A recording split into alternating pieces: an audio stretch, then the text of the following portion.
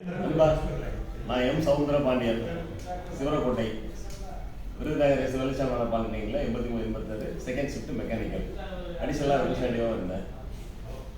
First இயரில் வந்து குருசாமி அசல் ரூம் நம்பர் 32, செகண்ட் இயரில் வந்து ஆர்எஸில் வந்து 23 நினைக்கிறேன். அப்புறம் அண்ணாமலையில் வந்து ரூம் நம்பர் 10. ரூம்மேட்ஸ் வந்து எனக்கு செல்வராஜ், வேறு 2 நண்பர்கள் இருந்தாங்க, பேர் சரியாக எனக்கு ஞாபகம் இல்லை. நிறைய நினைவுகள் வந்து ட்ரெயினில் வரும்போது நம்மளுடைய இவர் தான் நம்ம சிலர்லாம் பெருமாளோட புண்ணியத்தில் கொஞ்சம் நினைவுகள்லாம் திரும்ப வருது. கூட வச்சுக்கிறோம். ஆமாம், சொன்னது வந்து சார் உண்டை 86 முடிச்சுட்டு எதுவுமே தெரியாது, என்ன பண்ணணும்னு கூட தெரியாது, எம்ப்ளாய்மெண்ட்டில் கூட பதியணும் அப்படின்றது தெரியாமல் அவங்க அறியாமையில் தான் நாங்கள்லாம் ஊரை சுற்றிட்டு வெட்டியாக சுற்றிட்டு இருந்தோம்.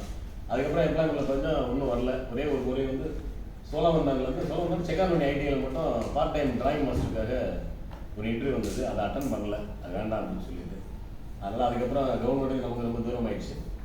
88 சென்னை போக வேண்டிய ஒரு சூழ்நிலை தள்ளி விட்டுருக்கோம்ல. 88 சென்னை போனோம், ப்ரைவேட்லாம் ஒர்க் பண்ணோம், கன்சல்டன்ட் ஆனால், இன்ஜினியர் ஆனால், மேனேஜர் வரைக்கும் வந்தோம். அதுக்கப்புறம் தனியாக பண்ணிட்டு இப்போது தனியாக தான் பண்ணிகிட்டு இருக்கோம். ஸ்டேட்டில் சிக்கு ஸ்டேட்டில் ஓனாக பண்ணிகிட்டு இருக்கோம். ஒரு டாக்டர், ஒரு சன்னு. டாக்டர் வந்து டென்டிஸ்ட்டு, அவங்க மேரேஜ் கம்பெனி பேர் சொல்லு. பவுண்டரி என்ன பவுண்டரி? ஆமாம், காமாட்சி கோச்சிங் சொல்லிட்டு கார்கில் சிக்கு ஸ்டேட்டில் ஓனாக கம்பெனி வச்சுருக்கோம். சன் வந்து சவுண்ட் இன்ஜினியர், ஃபிலிம் இன்ஸ்டியூட்டில் படித்தார். அவருக்கு இப்போ தான் மேரேஜ் ஆச்சு 28 மேல. ஸோ சிம்பிள் லைஃப் நல்லபடியாக போயிட்டுருக்கு. எல்லாரும் சொன்ன மாதிரி ஒரு ஒய்ஃப் என்ன வேலை பார்க்குறேன் இல்லை, அவங்க வந்து என்ன வந்து மேற்பார்வை பார்த்தீங்கன்னா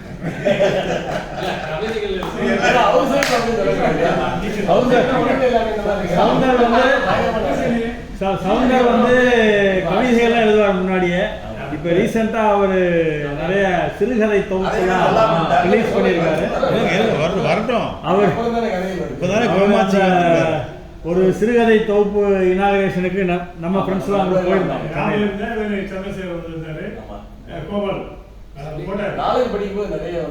முதல் புத்தகம் நாளைக்கு முதல் சொன்னார் இல்லையா, யாரு நம்ம கோயில்பட்டி மதியம் சொன்னாங்க. நம்ம கவிதை இன்னும் மறக்காம வச்சுருக்காரு. 40 வருஷம் அந்த கவிதையை படிக்கும் போது சரி சிறுகதை எழுதலாம் அப்படின்னு சொல்லி சிறுகதை எழுத ஆரம்பிச்சோம். ஒரு 25 கதைகள் எழுதி ஃபர்ஸ்ட் புக் ரிலீஸ் பண்ணோம். ரொம்ப அவசரமா 100 புத்தகத்தை ஒரே வருஷத்துல ஒரே வருஷத்துல 100 கதைகள் எழுதி இந்தியா புக் ஆஃப் ரெக்கார்ட்ஸ் வந்து அச்சீவர் அப்படின்னு ஒரு அவார்டு கொடுத்தாங்க.